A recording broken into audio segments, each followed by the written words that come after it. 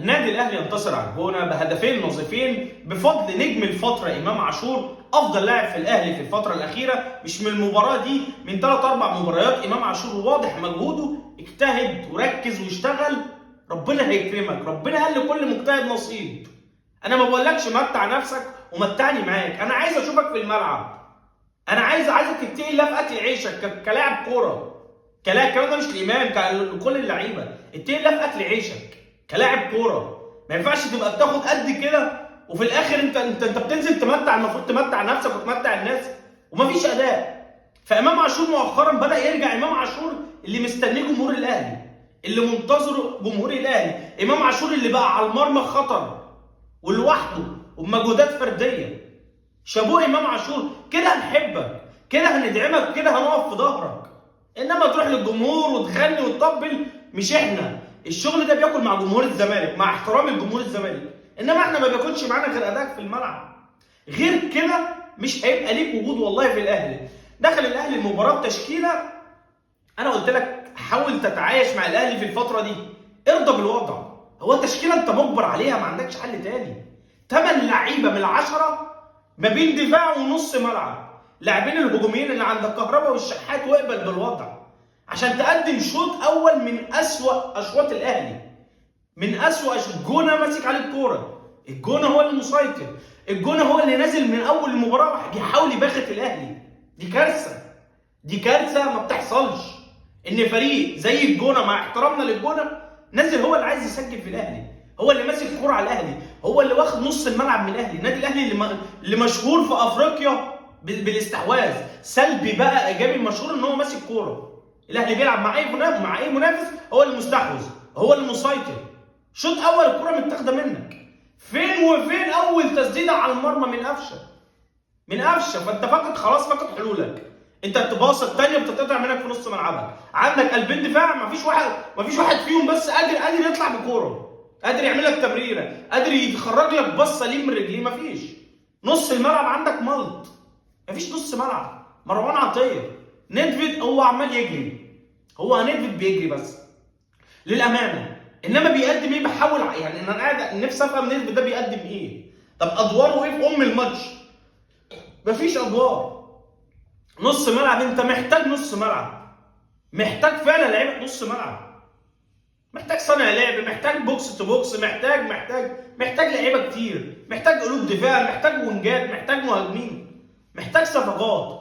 عشان شوط اول، انت اول كره توحد ربنا تسديد القفشه اللي من نجوم المباراه، حارس الجونه محمد علاء يخرجها ركنيه، تيجي بعدها كره القفشه في الدقيقه 41 الشحات عرضها له حلو قوي في ال6 يارده، فقفشه يعمل ايه؟ في السماء عارف، لو تحت 15 16 متر بس اللي هي كانت خبطت في العارضه ودخلت، يعني اللي هو حاجه بمنتهى، يعني انت خليل يا ابني والله العظيم، انت خليل، انت دماغك مش في الكوره، دماغك في حته ثانيه، ومش كوره ولا اتنين، لا ده بتاع 4-5 كور لقفشه النهارده على ال6 يارده، على ال 18 بره وفي السماء، مفيش حتى كوره الحارس تقلط او طلعها او فحاجه بمنتهى، اللعيبه ما بتفهمش اللعيبه نازله دماغها فين. هي فتره فراغ الاهلي بيعيشها، والسبب فيها اداره الاهلي. لا لعيبه دلوقتي في الوقت اللي احنا فيه، لا لعيبه ولا جهاز فني. يعني انت كولر دلوقتي ما تلومش على اداء، اهم حاجه ان انت بتطلع كسبان، خرجت كسبان من المباراه خلاص، انا مش عايز منها حاجه. والدليل ان انت خارج شوط اول انت على الله حكايتك، اللي هو انت قاعد يا رب الاهلي خلاص، يا رب الاهلي ينهي الشوط، يا رب الشوط ينتهي على كده خلاص، اللي هو رب الحكم يصفر، انا عايز اخلص. انت قاعد بتتفرج عشان الاهلي بس اللي بيلعب، مش بتتفرج للمتعه، لا اكتر ولا اقل. عشان تدخل شوط تاني خلاص، انت خدت دش بقى في اوضه اللبس، داخل حماسي، الجونه انت حاولت تستنفذها شوط اول، تستنفذ مجهود الجونه بدنيا. طبعا الدوري المصري عارفينه ان هو مميز بدنيا ولاعيبته اقوياء جدا بدنيا، عشان كده بيجوا في الشوط الثاني وبيهبطوا بدنيا. فالاهلي نزل، طبعا الاهلي بدنيا اعلى، فنزلت حاولت ان انت تضغط، حاولت ان انت تقدم مره واثنين. ومن نجوم المباراه من وجهه نظري، لو المباراه دي خرجت غير مكسب للاهلي كان هيبقى محمد علاء حارس الجونه، عشان يعني الحمد لله اخيرا تسرع رتم المباراه، خد وهات قفشه مع امام عاشور نجم الفتره، مش نجم المباراه، هو نجم الفتره. امام عاشور ربنا يبعد عنه الاصابات، تجيب الجول تبتدي ترجع تاني، انت خلاص ما عندكش حلول تانيه. هي كام مباراه ما فيهاش كلام كتير والله، لا فنيا ولا تكتيكيا ولا الكلام ده خالص. عشان تبتدي بقى بالتغييرات اللي هو انت التغييرات اللي انت ايه، انت قاعد تحط ايدك على خدك. طب انت مروان عطيه مصاب، انا اشاركه ليه من الاول؟ ليه اشاركه؟ يعني انت ككولر شايف ان 1-0 تطمن الاهلي؟ لا. شايف ان اداء الاهلي كويس؟ لا. طب شايف دفاع الاهلي كويس؟ لا. يعني احنا لا عارفين نهاجم ولا عارفين ندافع ولا عارفين نعمل اي حاجه. ما خرجش واحد زي مروان عطيه. الساعي ده ما بداش ليه؟ واد لعيب، واد عنده كوره، بغض النظر عن الانفراد اللي ضيعها في الاخر، كلها بتروح وكلها بتضيع. الواد الساعي ده عنده كوره، ليه ما ادهوش من الاول؟ ليه ما ياخدش فرصته؟ مش مقتنع بيه. طب جايبه ليه؟ ما برضه اسئله برضه مش قادر افهمها. الواد لما نزل، لا الواد عنده كوره، الواد فيه لمسه، الواد عنده نظره، ادى واحده الامام وادى امان.